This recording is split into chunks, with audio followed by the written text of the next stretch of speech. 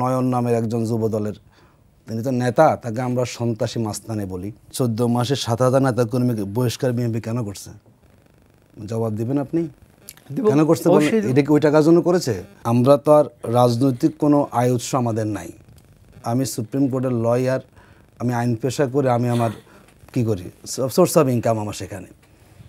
এখন আমি যে টাকা ধরুন মাসে আয় করবো, যে 1 লাখ টাকা মান্থলি আমার আয় হয়ে থাকে, আমি যে জামাতের আমি রোকন, আমাকে 5% টাকা মাসের শুরুতে সংগঠন মানে দিতে হয়। আমি স্বেচ্ছায় দিচ্ছি, কেউ আমাকে জোর করছে না।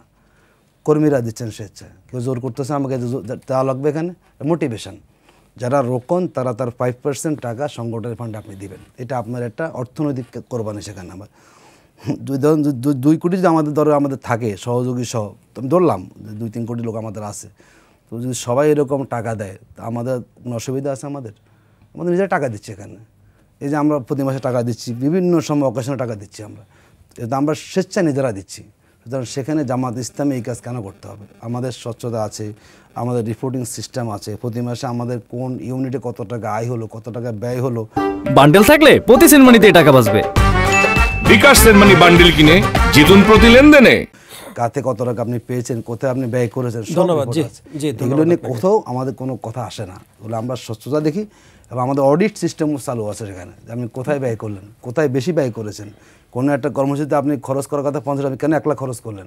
এগুলো জবাব দিয়ে আমাদের সংগঠনে আছে। আমি চাইলে বিভিন্ন দিয়ে যে আমি 5 লাখ টাকা বাজেট দিলাম, 3 লাখ খরচকে 2 লাখ টাকা নিয়ে গেলাম, কোনো সুযোগ নেই। প্রত্যেকটা জায়গায় আপনাকে পরতে পরতে হিসাব নিকাশ করে সংগঠন আমাদের চলতে হয়। এই এস আলমকে 5 আগস্ট পরে কার তত্ত্বাবধানে আছে? সালাউদ্দিন সাহেব মানে উনি চিটাগাংয়ে গিয়ে এস আলমের গ্রাঁড়িতে উনি সফর করেছেন। এখনও পর্যন্ত এস আলমের সুবিধাভোগী কারা বলুন তো? এস আলমের সুবিধাভোগী কিন্তু বিএনপির নেতারাই। এবং আমরা দেখলাম এই 5 আগস্টের পরে নয়ন নামের একজন যুবদলের, তিনি তো নেতা, তাকে আমরা সন্ত্রাসী মাস্তানি বলি। নয়ন সাহেব গেলেন গুন্ডা ফান্ডা নিয়ে ব্যাংক দখল করার জন্য, এস আলম থেকে টাকা খেয়ে, এবং গিয়ে উনি সেখানে গুলি করলেন, কর্মকর্তারা আহত হলেন। তো একটা ব্যাংক মানে জোর করে দখল করেছে, তার সব টাকা পয়সা বিদেশে পাচার করেছে। সেটাকে ঠাকুরভাই দেখেন না যে একটা ব্যাংক দেউলিয়া করে ফেলেছে, যেখানে ইসলামী ব্যাংক ছিল বাংলাদেশের সেরা ব্যাংক, সেই ব্যাংকের টাকা এস আলম নিয়ে সব মেরে দিয়েছে, এখন বিদেশে বসে আছে। আমরা দেখলাম যে বিএনপিকে টেন্ডার দিলে ওরা কিছু কমিশন পায়, জামাত তার কমিশন দিয়ে কোনো টেন্ডার নেবে না। সারা দেশের 99% টেন্ডারের ভাগিদার হলো কে? বিএনপি, কিছু ক্ষেত্রে এনসিপিও তারা সেখানে